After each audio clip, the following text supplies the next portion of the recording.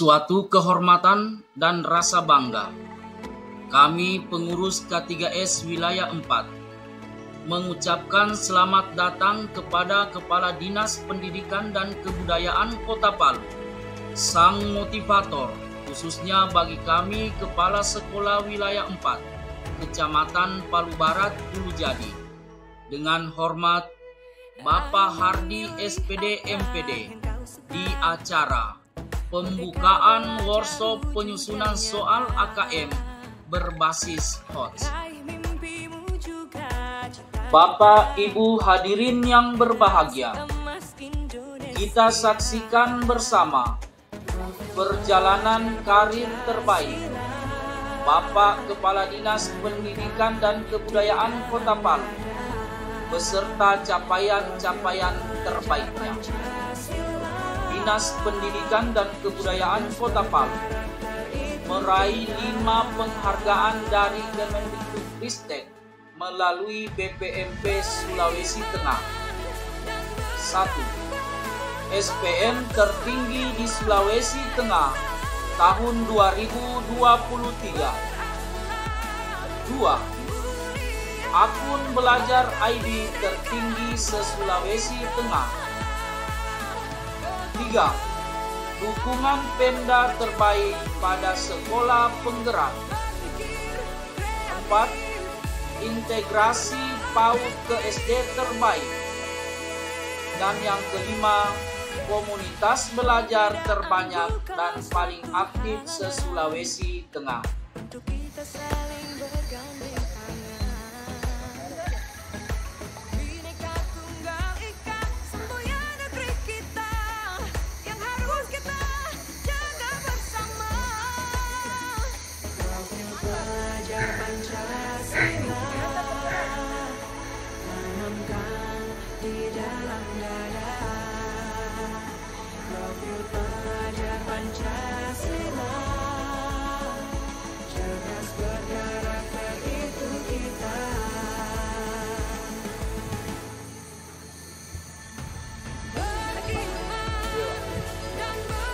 Terima kasih banyak. Ya, siang ini kami ada di UBN Tumbu, ya, melihat lokasi pembangunan sekolah satu atap UBN Tumbu. Masya Allah, dia punya medan cukup menantang, ya. Tapi insya Allah ini berkah buat generasi muda kita yang ada di UBN Tumbu untuk memberikan meningkatkan kualitas SDM masyarakat UBN Tumbu. Terima kasih banyak, ya.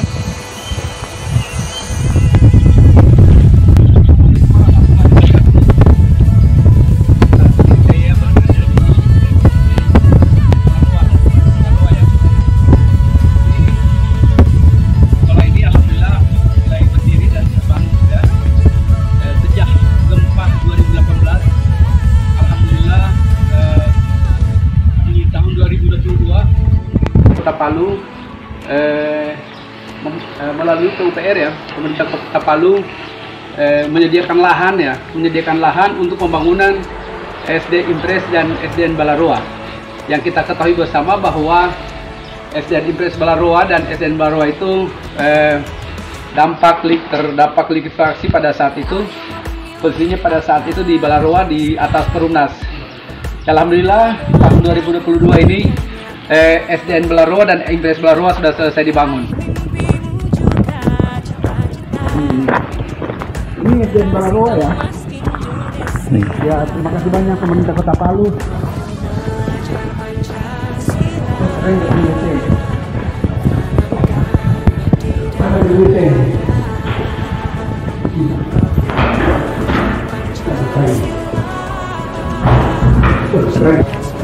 Ya.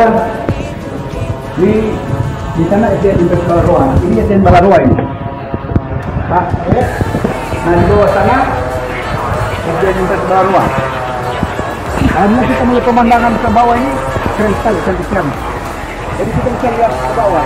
Karena ini lokasinya dulu di sana, ya? Iya. Di bawah. Luar biasa.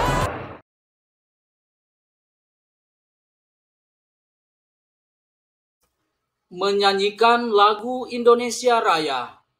Hadirin dipersilakan untuk berdiri.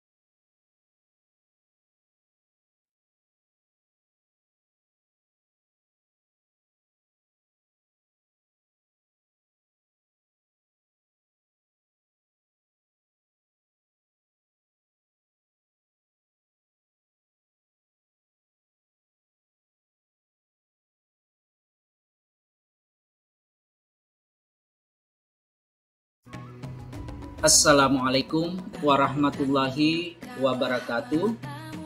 Selamat pagi, salam sejahtera untuk kita semua, dan salam Pancasila. Yang terhormat Bapak Kepala Dinas Pendidikan dan Kebudayaan Kota Palu, yang saya hormati Bapak Koordinator Wilayah 4 Kecamatan Palu Barat Hulu Jadi, yang saya hormati Ibu Pengawas Pembina sewilayah 4 Kecamatan Palu Barat Hulu Jadi, yang saya hormati Bapak Ibu Kepala Sekolah sewilayah 4 Kecamatan Palu Barat Hulu Jadi, dan yang teristimewa Bapak Ibu Guru sewilayah 4 yang sama berbahagia. Mengapa dituntut untuk menerapkan pembelajaran dan penilaian berbasis HOTS? Hal ini dikarenakan adanya tuntutan kecakapan abad 21 yang mengharapkan peserta didik memiliki 3 hal pokok, yaitu karakter, kompetensi, dan literasi. Karakter, menurut filosofi Ki Hajar Dewantara, terdiri dari olah hati, olah pikir, olah karsa, dan olahraga yang menghasilkan nilai-nilai karakter seperti religius, jujur, toleransi, dan lain-lain yang kemudian disarikan menjadi profil pelajar Pancasila yang memiliki 6 dimensi, yaitu beriman, bertakwa kepada Tuhan Yang Maha Esa, berakhlak mulia, berkebinekaan global, bergotong royong, mandiri, bernalar kritis, dan kreatif. Kemudian yang kedua adalah kompetensi. Kompetensi yang diharapkan sesuai kecakapan abad 21 adalah yang kita kenal dengan istilah 4C, yaitu berpikir kritis, kolaborasi, komunikasi, dan kreatif. Dari tuntutan kompetensi inilah diharapkan guru mampu menerapkan pembelajaran dan penilaian berbasis HOTS. Hal inilah yang melatar belakangi pengurus K3S Wilayah 4 akan melakukan pendampingan penyusunan soal berbasis HOTS. Kemudian yang ketiga adalah literasi. Literasi terdiri dari literasi baca dan tulis, literasi numerasi, literasi sains, literasi digital, literasi finansial, dan literasi budaya dan kewarganegaraan. Dari keenam literasi ini, untuk sekolah dasar yang dituntut adalah literasi baca tulis dan literasi numerasi. Nah, hal inilah sehingga muncul istilah asesmen kompetensi minimum atau yang kita kenal dengan istilah AKM untuk mengukur kompetensi dasar peserta didik yang berhubungan dengan literasi dan numerasi, sehingga guru harus mampu menyusun dan melatihkan bentuk-bentuk soal AKM. Untuk membahas secara rinci bagaimana alur penyusunan dan pembuatan soal AKM berbasis HOTS akan dilanjutkan pada pendampingan di tiap-tiap gugus yang ada di wilayah 4 Kecamatan Palu Barat, Ulu Jadi. Terima kasih. Wassalamualaikum warahmatullahi wabarakatuh. Program saya sebagai kepala sekolah, saya menginginkan kepada guru-guru saya untuk misalnya pelatihan dalam penyusunan soal AKM dalam rangka peningkatan mutu di SD Impres Bumi Bahari, terutama literasi dan numerasi. Saya sudah sering mendengar istilah AKM, namun saya belum memahami dan juga sampai membuat soal AKM itu.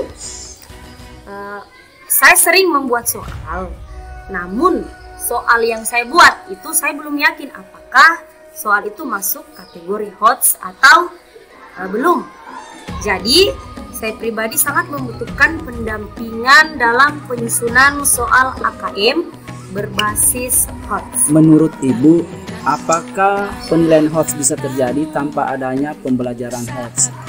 Sudah pasti tidak bakalan bisa karena harus pembelajaran HOTS-nya dulu baru soal HOTS-nya. Begitu. Terima kasih. Sama-sama. Sangat butuh karena soal AKM sendiri belum pernah saya buat sebelumnya, dan juga soal yang berbentuk HOTS itu sangat perlu untuk meningkatkan kemampuan bernalar kritis siswa di sekolah. Sebenarnya saya sudah sering dengar itu HOTS dan sudah sering saya lakukan di kelas, tetapi saya bingung apakah soal yang saya buat itu sudah termasuk soal HOTS atau tidak. Terus tentang AKM, saya juga pernah dengar tentang AKM itu. AKM itu berhubungan dengan asesmen, penilaian. Maka HOTS dengan asesmen AKM itu sangat signifikan untuk saya diikutkan dalam pelatihan pembuatan soal HOTS dan AKM. Terima kasih.